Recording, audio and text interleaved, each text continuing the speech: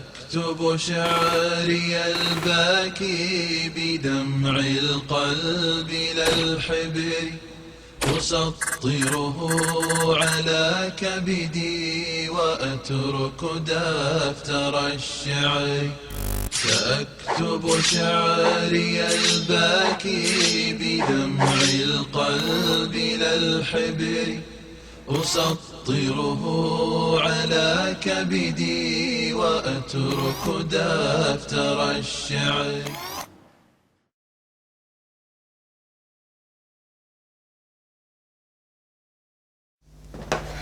أعوذ بالله من الشيطان الرجيم. بسم الله الرحمن الرحيم. والصلاة والسلام على سيدنا محمد وعلى آله وصحبه أجمعين.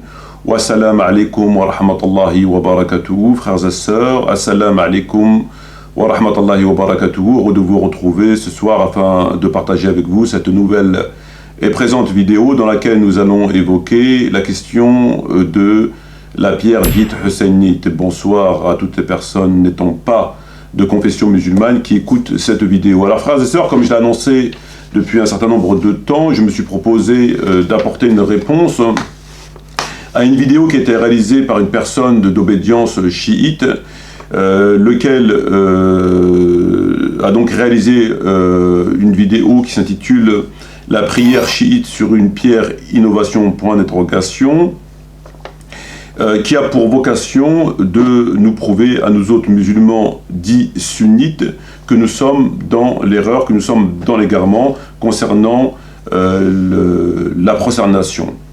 Concernant le fait de se prosterner sur un tapis, c'est une innovation blâmable, alors que se prosterner sur la pierre dite husseynite, c'est quelque chose, ça fait partie de la sunna. Donc il nous l'explique à travers un certain nombre d'explications, dont notamment des textes figurant dans le Sahih de l'imam al-Bukhari.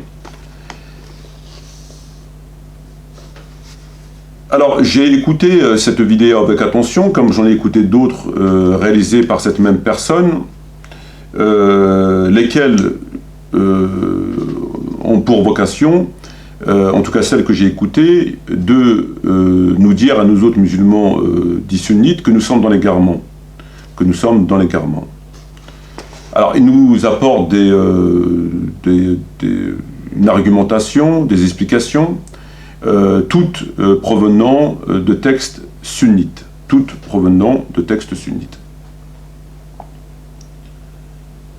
En tant que musulmans, soucieux d'être dans la vérité, à la recherche de la vérité, constamment à la recherche de la vérité, à l'écoute de ces vidéos, entre autres,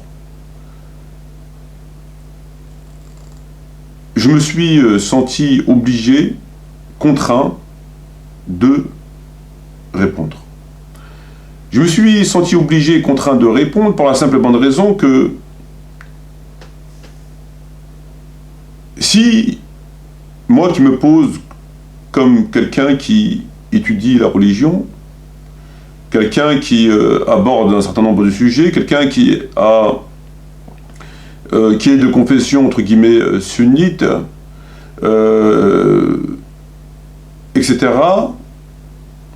et que j'écoute ce genre de vidéos, si je ne réponds pas, c'est ou bien parce que je méprise la personne, or le mépris ne fait pas partie du comportement du musulman, ou bien je considère que je n'ai pas le temps de lui répondre, mais on trouve toujours un peu de temps, je pense. Ou bien je considère qu'il a raison, et que par conséquent, je ne peux, et non pas je ne veux, je ne peux lui répondre. Parce que je considère que ce qu'il a dit, c'est vrai, que c'est la vérité, et que je n'ai pas, par conséquent, des arguments pour réfuter la vérité. Alors, je me fais petit, je fais comme si j'avais rien vu, comme si j'avais rien entendu. Comme le font ceux de la troupe Zabata.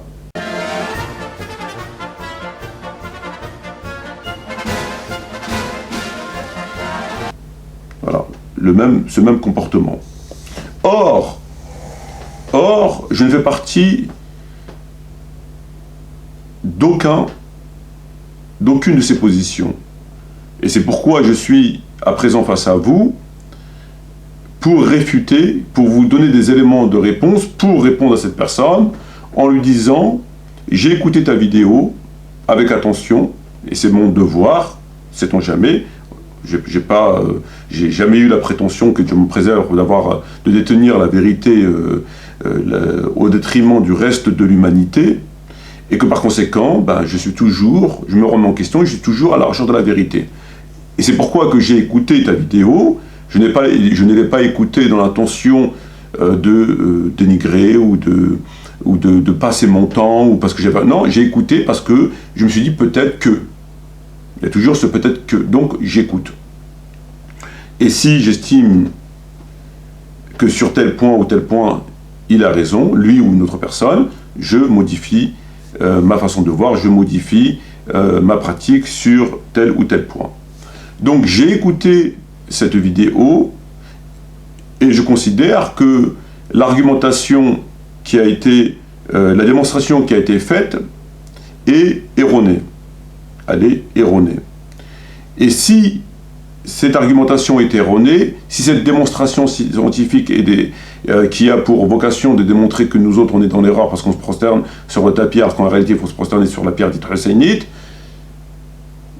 je considère qu'elle est erronée et que par conséquent, nul et non avenu. Ce qui me conduit, et j'invite le reste des sunnites, à rejeter cette pratique, à la rejeter. À la rejeter pour une simple et bonne raison, parce qu'elle ne fait pas partie de l'islam. Non seulement parce qu'elle ne fait pas partie de l'islam, mais aussi qu'elle est contraire à l'islam. Et que, selon moi, c'est bel et bien une innovation blâmable que de se prosterner sur une pierre dite hussénite. Et je suis là pour apporter mes explications. À charge à lui ou à d'autres chiites ou à une quelconque personne de me réfuter en disant pourquoi que ce que j'ai dit est caduque, est nul, est faux, est mensonger, est erroné, etc. Alors, c'est donc une vidéo qui s'intitule « La prière chiite sur une pierre innovation pour l'interrogation » qui a été postée par Le Partisan, et c'est une vidéo très courte puisqu'elle ne dure que 5 minutes et 11 secondes pour être précis. C'est une vidéo qui est très courte, mais à l'écoute de cette vidéo, on ne s'endort pas. On ne s'endort pas parce que elle est riche en démonstration. Voilà. Ce qui ne veut pas dire riche en démonstration, ne veut pas dire forcément vrai. Mais on ne s'endort pas. Voilà, il a réalisé une vidéo, il apporte des explications durant 5 minutes.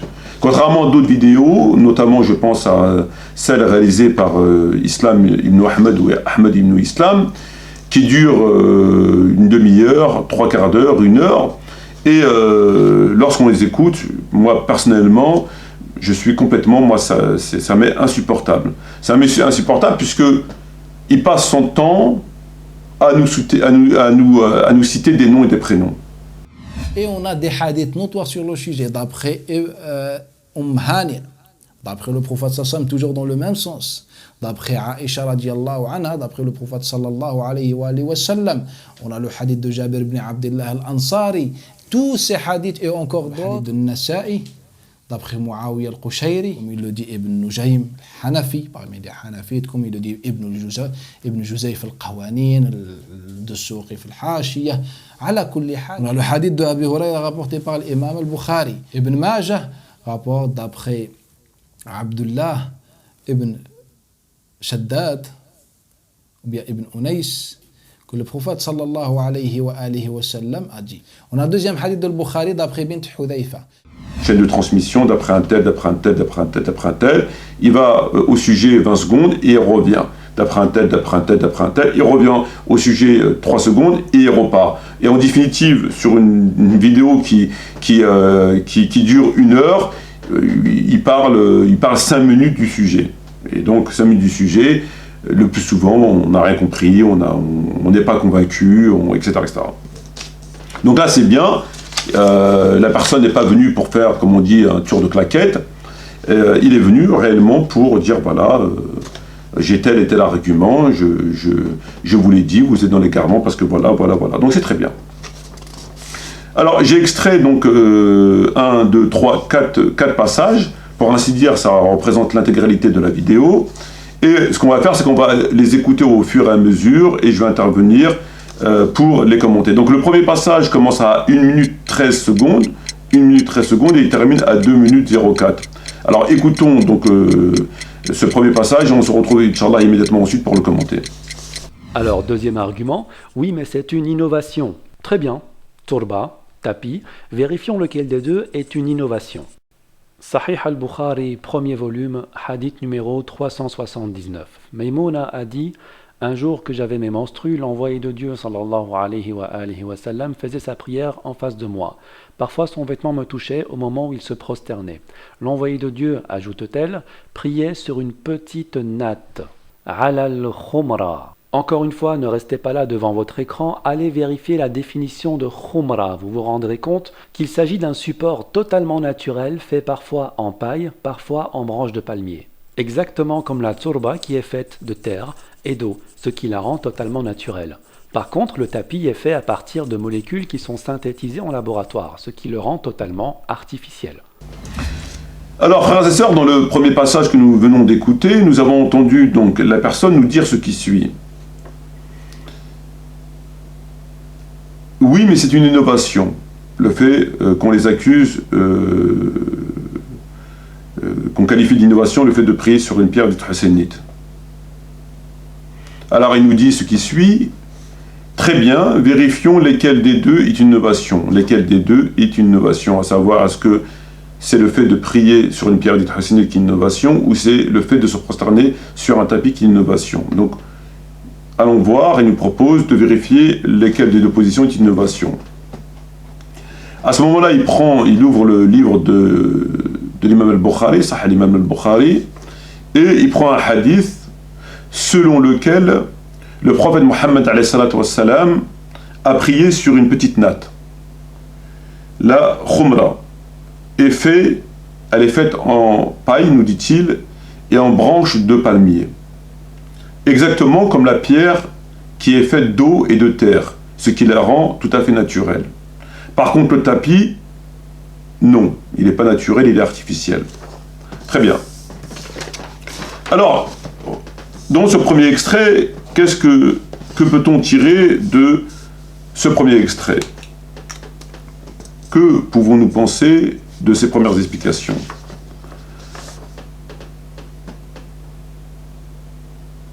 Il s'interroge en nous disant: très bien, vous nous dites que c'est une innovation que de prier sur la pierre dite hassénite. Il nous propose d'aller vérifier ensemble dans le Sahih de l'imam al-Bukhari pour savoir est-ce que c'est une innovation ou pas. Donc il prend le livre de l'imam al-Bukhari que nous, musulmans entre guillemets sunnites, on considère comme étant le plus authentique après le Coran. Et donc, il nous propose d'aller regarder dans le Sahih de l'imam al-Bukhari pour voir si oui ou non c'est une innovation ou pas. Et il nous sort un texte, il nous narre un texte, il nous fait prendre connaissance d'un texte dans lequel on apprend que le prophète Mohammed s'est prosterné sur une petite natte qui est faite de branches de paille ou de branches de palmier. De paille ou de branches de palmier. Ce qui renvoie, selon lui, directement à la pierre. Puisque la pierre, elle aussi, est faite d'eau, de terre, et ce qui la rend naturelle. Elle est faite d'eau et de terre, ce qui la rend naturelle. A contrario, le tapis sur lequel nous autres musulmans entre guillemets sunnites on se prosterne est artificiel. Voilà la première explication. Alors, qu'est-ce qu'on peut penser de ces propos?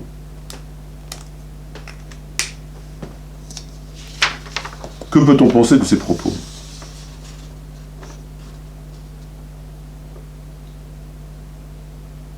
Le prophète Mohammed alayhi salam, d'après le texte qu'il nous cite, dont je ne remettrai pas en question l'authenticité, en validant ce texte, on apprend que le prophète Mohammed alayhi salam s'est prosterné sur une natte qui est faite de paille et de branches de palmier. Très bien. Ok. Exactement, nous dit-il, comme la pierre qui est faite d'eau et de terre, ce qui la rend naturelle. Donc la branche, la natte qui est faite de paille ou de branches de palmier, et la terre qui est faite d'eau et de terre, tous les deux éléments sont naturels. A contrario, le tapis n'est pas naturel. Ainsi, frères et sœurs, où est le rapport? Où est le rapport? Qui parle de choses naturelles ou de choses non naturelles? Qui parle de cela? Personne. Il n'a jamais été question de remettre en question le fait de prier sur une chose, de se prosterner sur une chose naturelle ou non naturelle. Le débat n'est pas là. Le débat n'est pas de savoir est-ce que le musulman doit obligatoirement se prosterner sur quelque chose de naturel, que ce soit une pierre, que ce soit quelque chose de naturel, peu importe la chose, peu importe l'élément, ou si il doit, ou en tout cas il peut, se prosterner sur quelque chose de non naturel. De non naturel. La question n'est pas là. Ça n'a aucun rapport avec le sujet. La question étant le fait de se prosterner sur, non pas une pierre naturelle, mais sur la pierre dite hussainite. C'est ça la question. Est-ce que le musulman doit ou peut se prosterner sur, non pas une pierre, mais sur la pierre dite hussainite? C'est ça la question qui est posée. C'est ça l'objet du débat. L'objet du débat, c'est pas de se poser, de s'interroger, à savoir est-ce que le musulman doit se prosterner obligatoirement ou est-ce qu'il le peut sur un élément naturel ou non naturel. C'est pas ça l'objet du débat. L'objet du débat, c'est est-ce que nous autres musulmans, ça fait partie de la sunna que de se prosterner non pas sur une pierre, mais sur la pierre dite hussainite. C'est ça la question. Et lui, il s'écarte volontairement ou involontairement de cette interrogation qui est le sujet pour nous amener à une autre interrogation qui n'est pas le sujet. Qui n'est pas le sujet. Qui n'est pas le sujet. Car on peut très bien considérer qu'on doit obligatoirement se prosterner sur une chose naturelle, tout en réfutant et en considérant que se prosterner sur la pierre hussainite est une bid'a blâmable. On peut considérer, je peux considérer que le musulman doit obligatoirement se prosterner sur quelque chose de naturel, tout en considérant que se prosterner sur la pierre hussainite c'est quelque chose de blâmable. Donc c'est pas la question.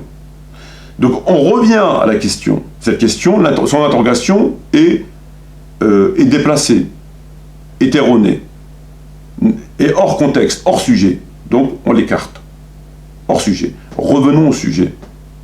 Est-ce que le musulman doit ou peut se prosterner sur la pierre dite hussainite? À cette question, il est évident que non. Il est évident que non. Si le musulman tient et considère qu'il doit forcément se prosterner sur une chose naturelle, comme la natte qu'il vient nous dire, avec le texte de l'imam al-Bukhari, qu'il le fasse. Qu'il le fasse. Mais il lui est formellement interdit, et c'est une bid'a blâmable, hautement blâmable, que de se prosterner sur la pierre dite hussénite.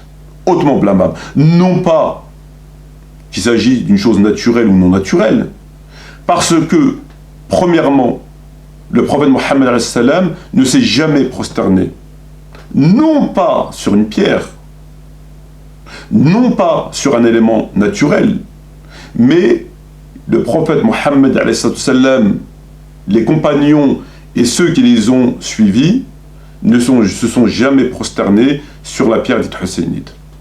Pour la simple et bonne raison que la pierre hussénite nous renvoie au massacre de l'imam Hussein alayhi salam à Karbala.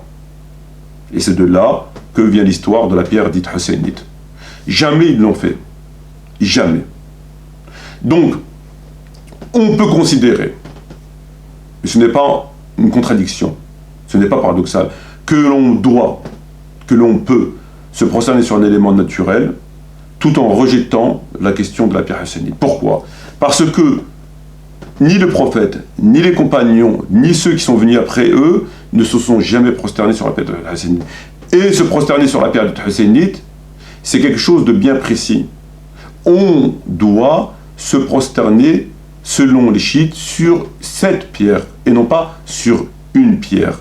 C'est sur la pierre dite hussénite, en référence à le petit-fils du prophète Mohammed alayhi salam, Hussein, qui a été massacré à Karbala.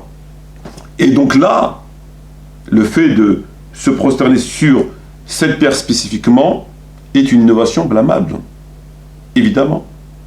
Innovation blâmable, pourquoi? Parce que le prophète Mohammed alayhi salam ne l'a jamais fait, premier point. Deuxième des points, c'est que c'est contraire à la pratique, puisqu'il ne l'a jamais fait, et on ramène un élément qui n'a aucun rapport avec le temps, la modernité ou la contrainte. Donc, un élément qui pourrait justifier qu'on modifie une de nos pratiques, qu'on modifie une de nos pratiques en rapport avec ou le contexte ou la contrainte, en tout cas quelque chose qui justifie le fait de modifier. Là, on n'a aucune raison de modifier. On n'en a absolument aucune. Il ne l'a jamais fait, on n'a pas à le faire. De se prosterner sur la pierre hussénite. On n'a pas à le faire. Et c'est une innovation blâmable parce que non seulement il ne l'a jamais fait, mais c'est pas parce qu'il ne l'a jamais fait que c'est une innovation. Nous savons qu'il y a des choses que le prophète Mohammed alayhi salam n'a jamais faites parce que c'était à son époque, ça n'existait pas, par exemple. Donc l'époque, c'est pas parce que le prophète n'a jamais fait une chose qu'on ne doit pas la faire. C'est pas ça forcément l'innovation. Le prophète ne portait pas de montre. On ne va pas dire que le prophète ne portait pas de montre, donc c'est une bid'a. C'est parce qu'à l'époque, il n'y avait pas de montre. Donc le fait de dire que le prophète n'a pas fait une chose, donc on ne doit pas la faire, c'est une innovation blâmable, ça ne fonctionne pas comme ça. C'est une innovation blâmable à partir du moment où c'est en contradiction avec l'enseignement. Ça va à l'encontre de l'enseignement. Et ça va à l'encontre de l'enseignement, ou bien parce que ça le contredit en rapport avec des textes, avec une pratique, donc on rentre en contradiction, ou bien parce que, même si ça ne rentre pas en contradiction avec un texte, un verset du Coran, ou un hadith, ça ne rentre pas en contradiction, on n'a pas d'un côté un verset qui nous dit ça et que nous on fait le contraire, etc. Donc même si c'est pas forcément en contradiction avec un texte, une information, ça rentre en contradiction par le fait que le prophète ne l'a pas fait alors qu'il aurait pu le faire. Voilà, c'est bien ça qu'il faut comprendre. Il ne l'a pas fait alors qu'il aurait pu le faire. Et là on est dans ce cas-là. Il ne l'a pas fait. Il ne l'a pas fait. Il aurait pu mettre une pierre, la pierre hussénite. Il aurait pu prendre une pierre et dire, il faut prier sur une pierre. Il ne l'a jamais fait. Donc, on est bel et bien dans l'innovation blâmable. Premier point. Voilà ma réponse par rapport à sa première démonstration. Et pour la question du tapis, c'est un autre sujet. On se focalise sur la pierre. On rejette. L'explication, elle est claire, on la rejette. Nous allons écouter le deuxième extrait qui commence à 2 minutes 05, qui termine à 3:11. Écoutons ce deuxième extrait, on se retrouve ensuite, Inch'Allah, pour le commenter. Sahih al-Bukhari, le même volume, un peu plus loin, au hadith numéro 337. Jabir ibn Abdullah nous a informé, rapporte Yazid, que le prophète sallallahu alayhi wa sallam a dit « J'ai reçu 5 faveurs que personne n'avait reçues avant moi ». Il cite les faveurs jusqu'à arriver à « Toute la terre m'a été donnée comme oratoire de prière, et la terre m'est aussi un moyen de purification ». Alors ici, le hadith a été mal traduit, ce n'est pas toute la terre, mais uniquement la terre. La terre m'a été donnée comme oratoire de prière. وَجُعِلَتْ لِلْأَرْضُ مَسْجِدًا. Il s'agit bien de l'ard, la terre, et non pas toute la terre. Au hadith 669, Abu Salama rapporte ceci. Comme j'interrogeais Abu Sa'id al-Khudri me répondit, etc., etc. Je vis l'envoyé de Dieu, sallallahu alayhi wa sallam, se prosterner dans l'eau et dans la boue, si bien que j'aperçois des traces de boue sur son front. Donc le prophète sallallahu alayhi wa sallam se prosternait aussi sur de la terre, sur de la boue. Alors, dans ce deuxième extrait, que nous dit-il? Il nous dit ce qui suit.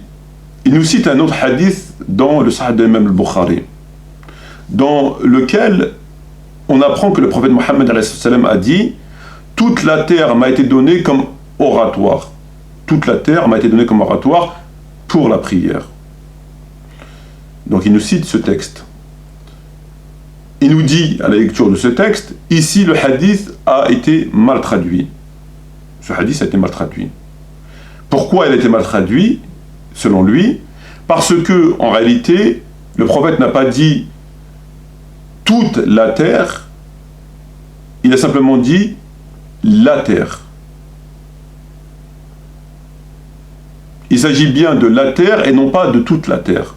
Donc, dans cet extrait, il prend le Sahih de l'imam al-Bukhari, il nous cite un texte, un hadith, où le prophète Mohammed a dit « Toute la terre m'a été donnée comme oratoire pour la prière ». Il a été traduit comme ça.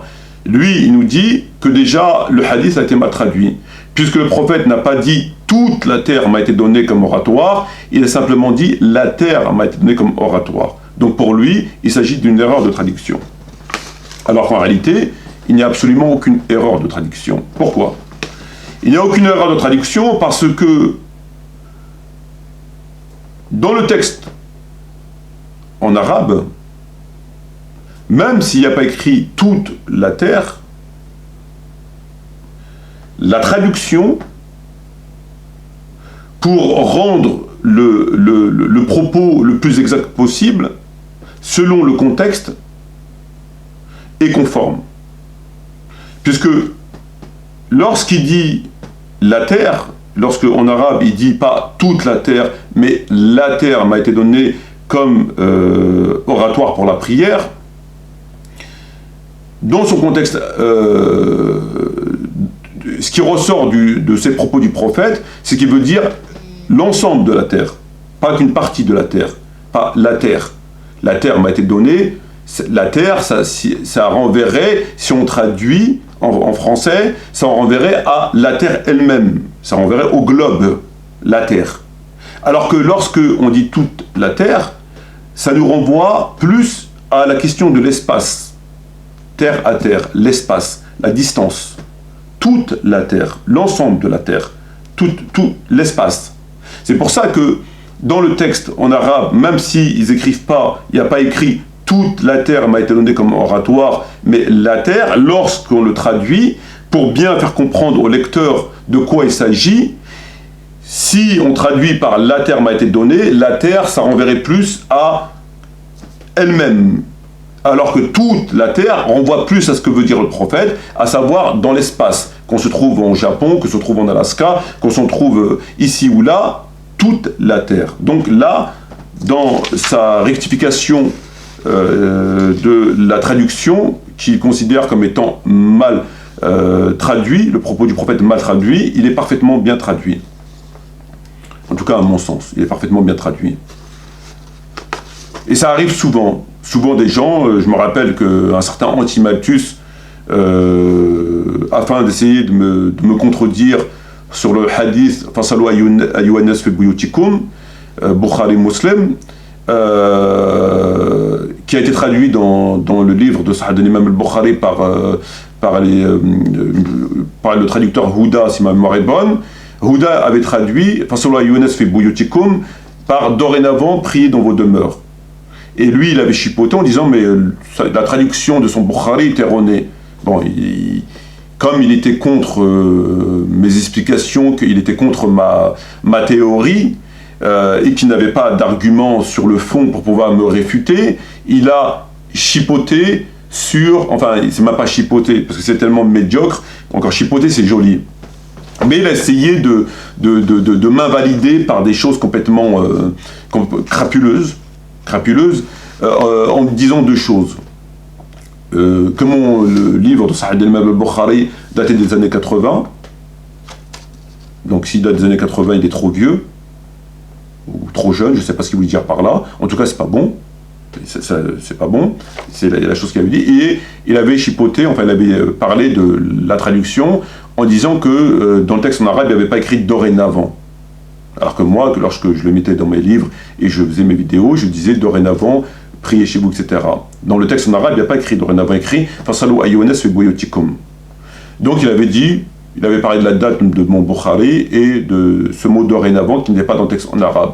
Pour la date de Bukhari, bon là c'est carrément de l'un des... Puisqu'il a été réédité il n'y a pas très longtemps par édition An-Nour, c'est Houda et c'est la même chose. Donc là il date de 2014, enfin c'est complètement débile, mais bon, on est surpris de rien avec ces gens. Le ridicule ne tue pas.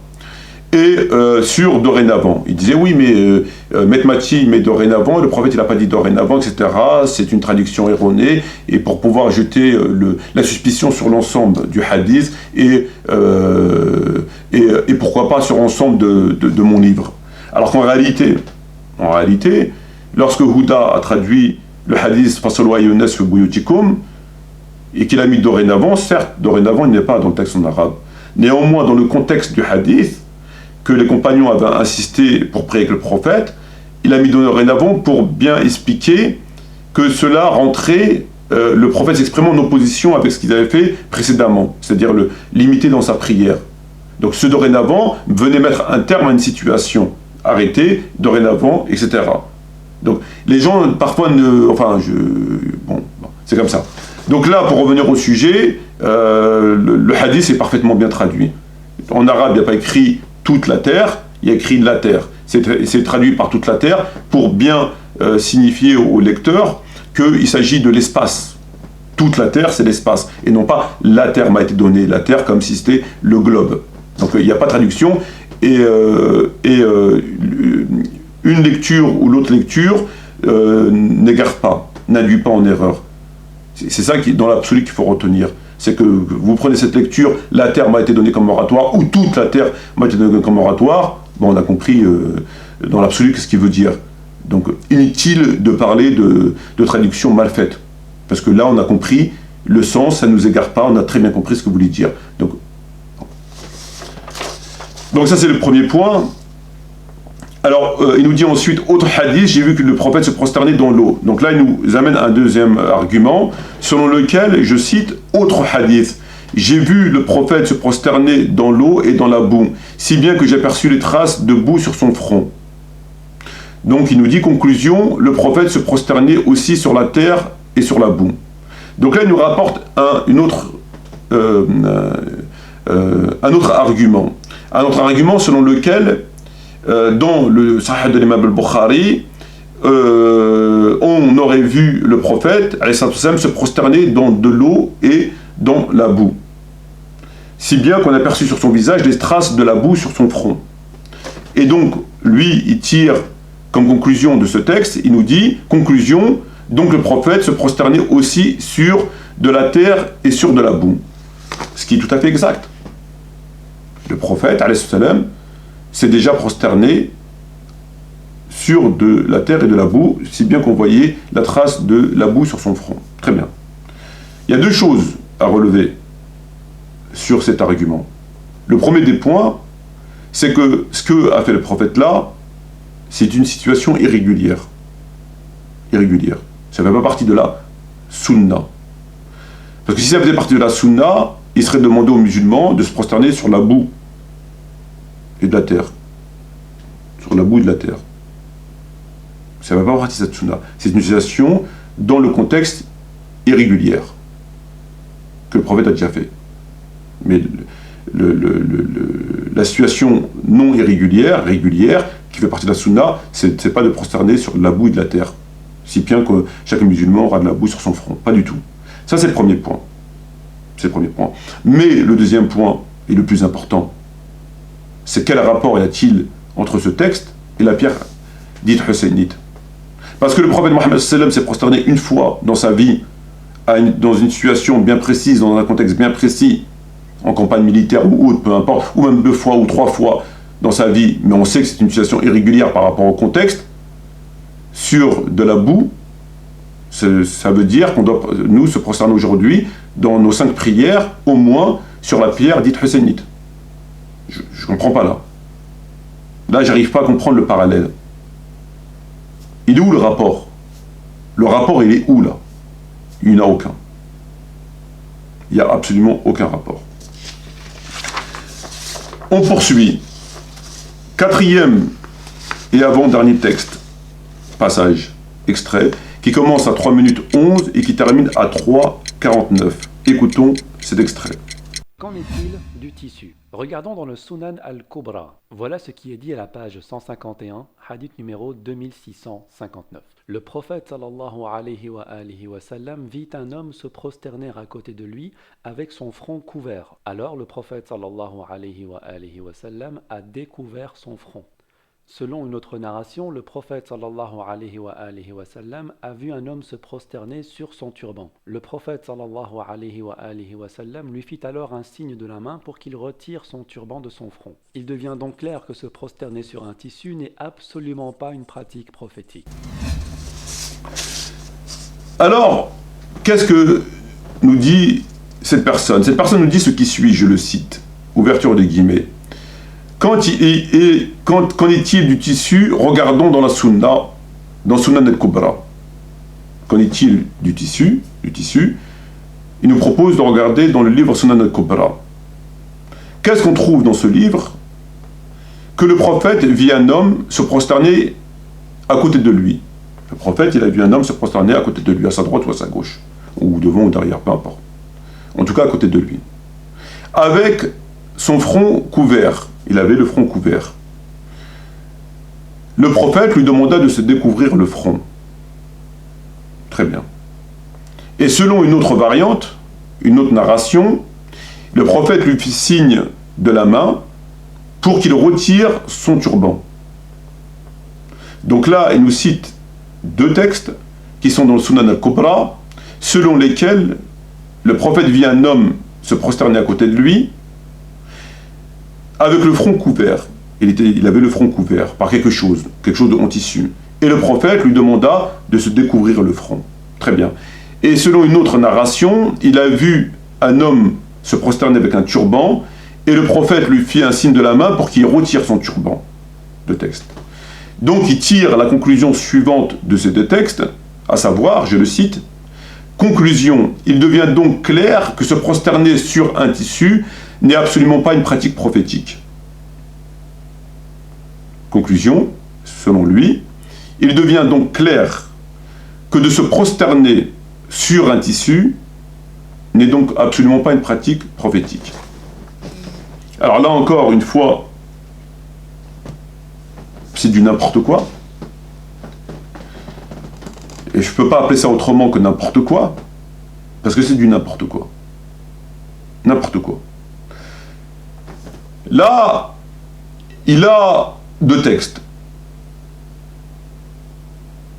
Et les 2 textes, il les interprète à sa façon.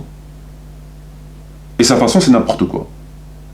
Parce que les 2 textes n'ont pas une information, nous donnent pas une information claire qui nous impose d'accepter, qui nous empêche de pouvoir interpréter autrement la substance. Il nous cite 2 textes similaires sur le fait du tissu, un tissu et dans l'autre un turban, où le prophète a demandé de l'enlever pour ne pas se prosterner dessus, et il les interprète à sa façon, ces deux textes. Puisqu'il nous dit, il devient donc clair que se prosterner sur un tissu n'est absolument pas une sunna. Or, c'est complètement faux. Pourquoi?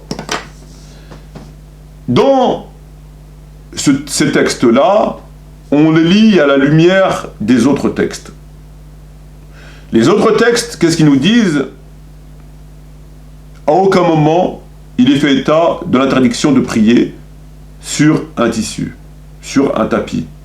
Même, et je le précise, si ce n'est pas une sunna, comme on va le voir ensuite. En tout cas, nous n'avons pas une information qui l'interdit. Donc, si on n'a pas une information qui l'interdit et que lui, il nous ramène à présent ces deux textes et qu'il de surcroît les interprète à sa façon, il va à contre-courant sur l'ensemble de l'information. Et donc, il est dans une position complètement inconfortable. Inconfortable pour deux raisons. La première des raisons étant qu'il va à contre-courant sur l'information qui à aucun moment soulève un interdit clairement établi. Et il voudrait imposer cette interdiction par le fait de la narration de deux textes qui a compris à sa façon, qui, ces textes ne l'interdisent même pas. C'est que tout simplement, ils ont compris à sa façon. Quelle est-elle sa façon? Où est l'erreur? L'erreur était que la personne se prosterne avec un turban. Ce qui est visé dans le comportement, l'injonction du prophète, c'est pas l'interdiction de se prosterner sur un tissu, comme il veut le faire croire, à savoir sur un tapis. Parce que pour lui, c'est haram.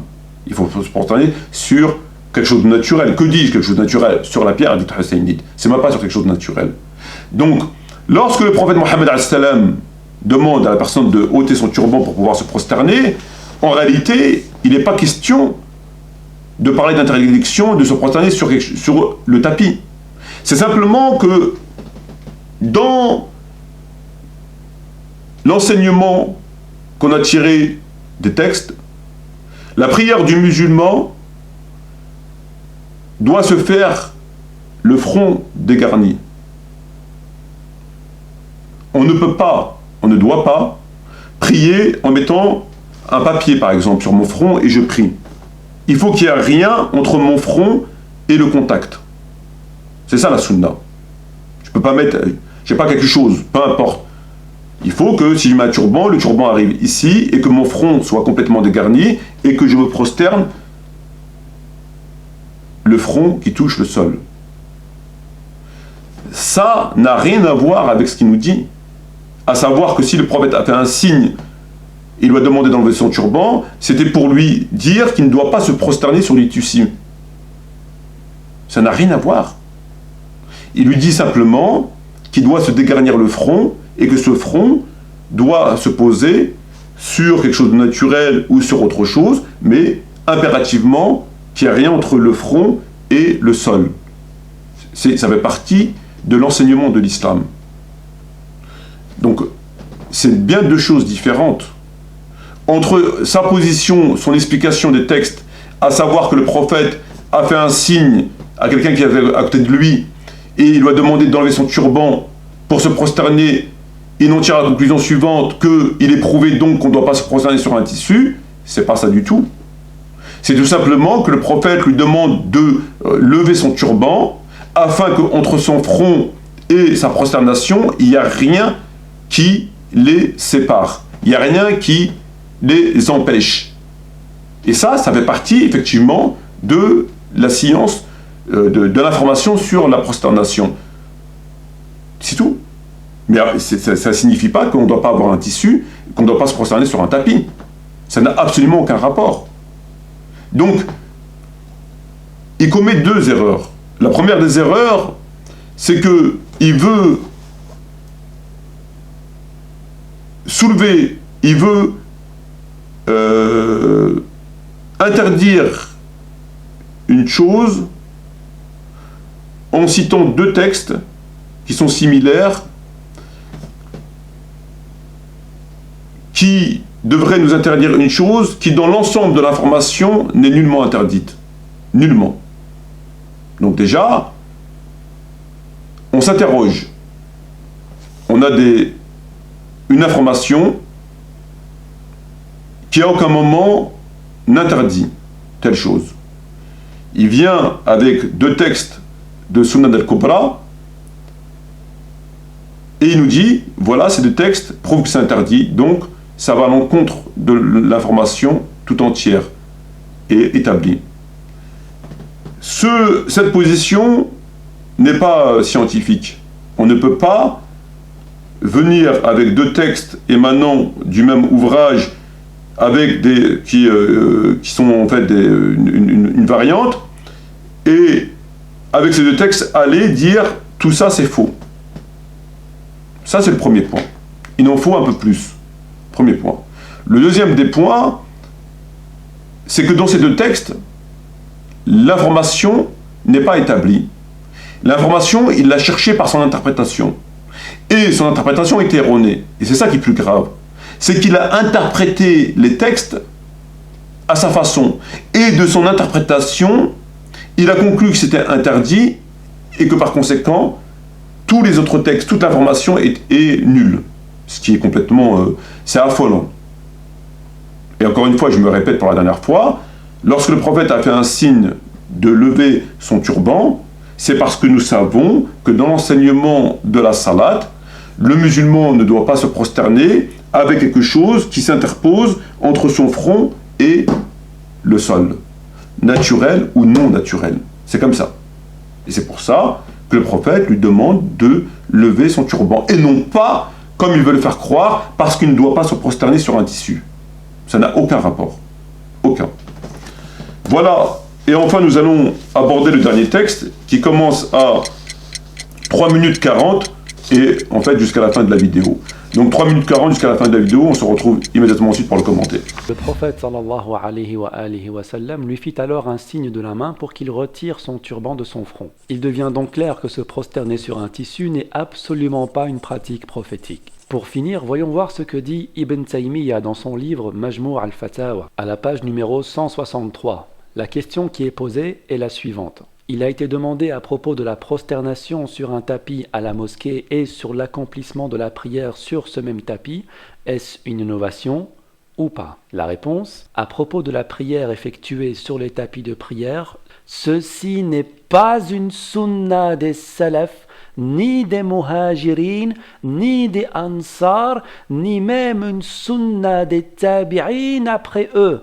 Tous ces gens ont prié à la mosquée sur de la terre. Pas même un seul d'entre eux n'a déjà pris un tapis de prière pour prier dessus. Et sachez que vraiment, le tapis dans nos mosquées est une innovation. Bid'a. Il devient donc très clair que se prosterner sur de la terre est une sunna, tandis que se prosterner sur un tapis est une innovation. Faites donc attention, chères sœurs, de ne pas vous prosterner sur votre foulard. En nous prosternant sur de la terre, nous suivons donc la sunna. Et vous, quand est-ce qu'allez-vous la suivre? Assalamu alaikum wa rahmatullahi wa barakatuh. Allahumma salli ala Muhammad wa ali Muhammad. Alors, dans ce texte, on l'a entendu dire ce qui suit. Pour finir, ce que dit Ibn Taymiyyah. Donc là, il nous cite Ibn Taymiyyah sur cette question. On a demandé à Ibn Taymiyyah, est-ce que c'est une innovation de prier sur un tapis? Est-ce que c'est une innovation ou pas de se prosterner sur un tapis? Ibn Taymiyyah a répondu, ceci n'est pas une sunna des salaf, ni des muhajirin, ni des tabi'in. Tous ces gens ont prié sur la terre, etc.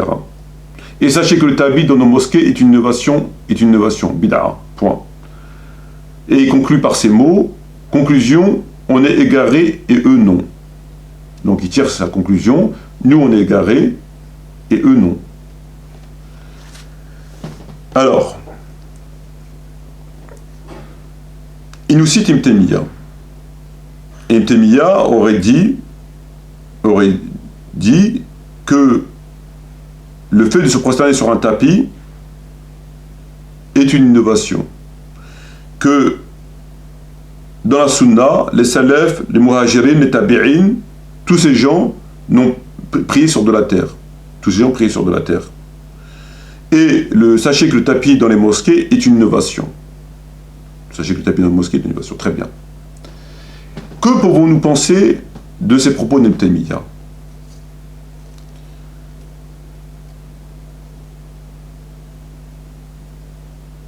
Déjà,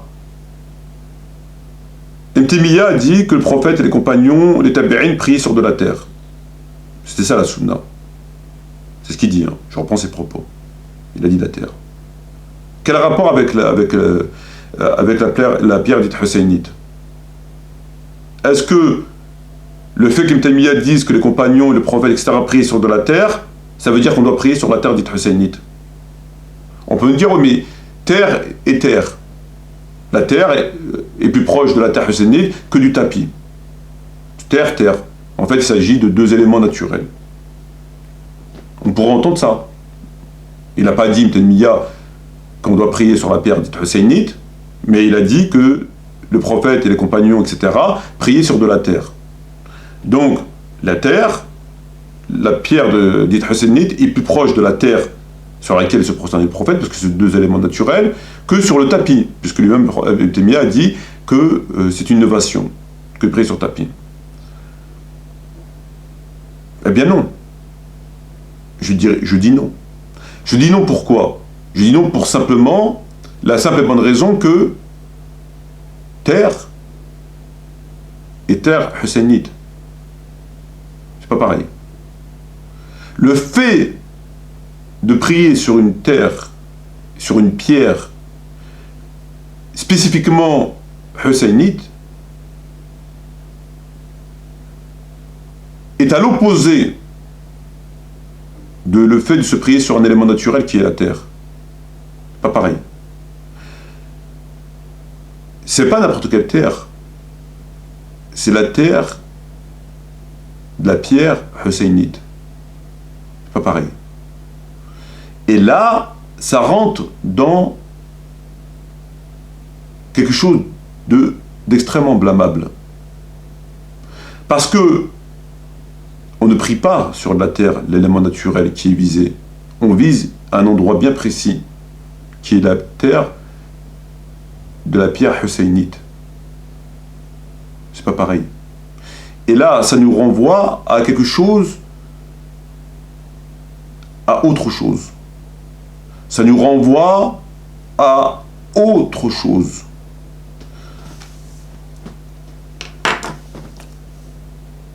Si on prend de la terre et une pierre ailleurs, eux considéreront que c'est pas valable. Si vous leur dites, bon ben, puisque vous parlez d'éléments naturels et de pierres, ben, dans ce cas-là, moi j'ai une pierre qui vient du Guatemala. Est-ce que c'est valable? Ils vont dire oui, c'est valable, c'est un élément naturel. Donc est-ce que vous pouvez prier dessus? Ils vont dire non. Ils prient que sur la terre dite husseynite. Donc eux, ce qu'ils cherchent, c'est pas la terre, l'élément naturel, comme ils veulent le faire croire. Le prophète a déjà prié dans de la boue, Ibn Taymiyyah a dit que le prophète et le compagnon priaient sur de la terre. Non, c'est pas ça qu'ils cherchent. Parce que jamais ils ne laisseront leur pierre husseynite pour une pierre quelconque. Donc c'est pas l'élément naturel, comme ils veulent le faire croire, qu'ils recherchent. C'est la pierre dite husseynite. Et le fait de prendre un élément naturel ou non naturel, spécifique, vraiment spécifique, et de l'introduire dans, en l'occurrence la prière, est une innovation blâmable. Blâmable. C'est blâmable. Comme si moi, par exemple, je prenais au nom du fait de prier sur de la terre, comme selon leur explication, et je prenais de la terre, je sais pas moi, d'un endroit, et que j'impose, à ma façon, que les gens prient sur cet élément.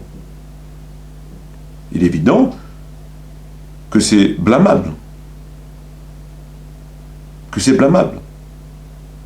On ne peut pas, c'est haram, on n'a pas le droit. On n'a pas le droit. Ça va à l'encontre de la sunna et c'est une innovation blâmable. On n'a pas le droit. Puisque on invente une pratique, on invente quelque chose que le prophète n'a jamais fait. Et s'il l'a fait, c'est dans l'histoire de la boue, c'est irrégulier, c'est par rapport au contexte, il l'a jamais fait. Il l'a jamais fait. C'est quelque chose qu'il n'a jamais fait. Et là, on veut maintenant l'introduire, comme ils font pour l'adhan, quand ils disent Ali wali Allah, alayhi salam. À l'époque du prophète, à l'époque des compagnons, à l'époque des salafs, des muhajirin, etc., dans l'adhan, on ne disait pas Ashhadu an la ilaha illallah wa ashhadu anna Muhammad Rasulullah wa Ali wali Allah. Ça n'existe pas. Pourtant, ils le font. On introduit quelque chose qui n'existait pas. Et qui n'a aucune raison d'exister. Et là, c'est exactement la même chose. On n'a pas le droit. C'est ce qu'on appelle, on est réellement dans l'innovation blâmable. C'est ce qu'on appelle l'innovation blâmable. Donc, pour revenir au sujet, lorsqu'il nous dit qu'Ibn Taymiyyah a dit que le fait de se prosterner sur de la terre, etc., c'est ce que faisaient les compagnons, etc., et non pas sur des tapis, et qui veulent faire le parallèle avec ce qu'ils font, ça n'a aucun rapport. Ça n'a aucun rapport. Aucun rapport. Nul et non avenu. Et enfin, lorsqu'Ibn Taymiyyah dit que le fait de se prosterner sur un tapis, c'est une innovation, mais c'est pas une innovation blâmable, c'est qu'à l'époque du prophète Mohammed sallam, le contexte imposait que le prophète, les compagnons priaient sur des nattes, sur des éléments naturels. C'est le contexte. C'est le contexte. Par conséquent, c'est en rapport avec le contexte. Ça ne peut pas être perçu, vu, condamné comme innovation blâmable, parce que, aujourd'hui, le contexte a changé. Et que le fait de se prosterner sur un tapis n'est pas une innovation blâmable. C'est une innovation parce que le prophète ne l'a pas fait. Mais ne l'a pas fait parce que le contexte ne le permettait pas. Au même titre que plein d'autres choses. Ça ne va pas à l'encontre de l'information. C'est pas que le prophète pouvait le faire et mettre des tapis partout dans les mosquées, mais il a dit non, pas de tapis. Parce que on peut citer des textes où le prophète priait sur des tissus, etc. Donc, c'est pas ça. C'est parce que le contexte était ainsi. Et qu'aujourd'hui, le contexte étant différent, le tapis ne va pas à l'encontre de la question du fait de se prosterner, alors que eux, ils se prosternaient le plus souvent sur des éléments naturels. Tout simplement. Et pour terminer, inutile, parce qu'il nous cite Ibn Taymiyyah, il faudrait aussi interroger Ibn Taymiyyah, qu'est-ce qu'il pense du fait de prier sur la pierre dite husseynite. Puisque il nous dit qu'Ibn Taymiyyah a dit qu'il fallait prier sur de la terre. Donc, il veut nous faire croire que ça renvoie à leur pratique, alors que pas du tout. Sinon, je le mets au défi de sortir le texte sur les propos d'Ibn Taymiyyah sur la pierre. Donc, Ibn Taymiyyah, il condamne clairement, fermement, radicalement votre pratique.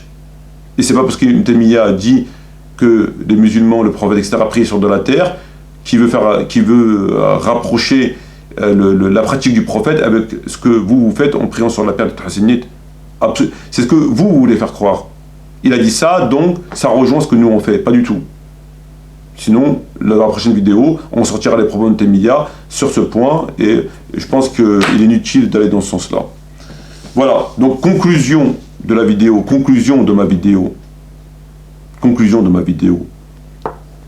Qui suit la sunna? Ceux qui prient spécifiquement sur la pierre dite husseynite, exclusivement, et non pas sur de la terre, ou sur un élément quelconque naturel, ou nous autres musulmans dits sunnites qui prions sur un tapis, mais aussi sur d'autres éléments naturels, à condition qu'ils soient propres, etc., etc. Qui est dans la sunna? Pour moi, ça ne fait pas l'ombre d'un doute. Pas l'ombre d'un doute.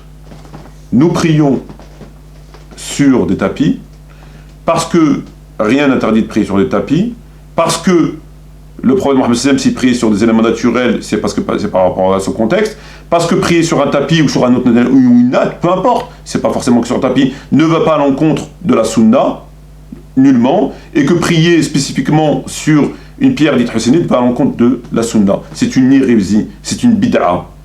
Voilà. Sur ce, shukran jazilan, wa salam alaikum wa rahmatullahi wa barakatuh, et j'espère à bientôt, Inch'Allah, pour une autre vidéo.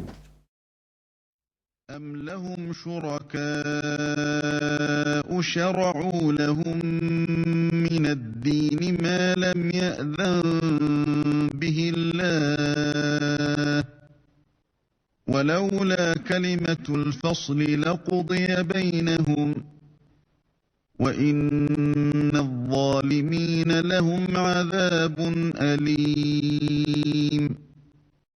Ou bien auraient-ils des associés à Allah qui auraient établi pour eux des lois religieuses qu'Allah n'a jamais permises? Or, si l'arrêt décisif n'avait pas été prononcé, il aurait été tranché entre eux. Les injustes auront certes un châtiment douloureux.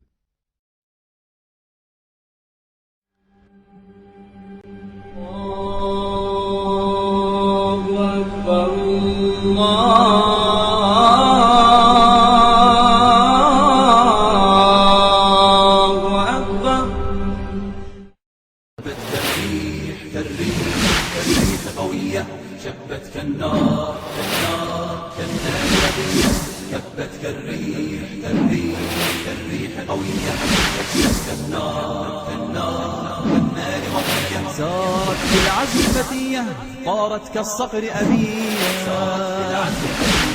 طارت كالصقر أبية أهلا قافلتي يا قافلتي المهنية كبت كالريح قوية شبت كالنار وضية هبت كالريح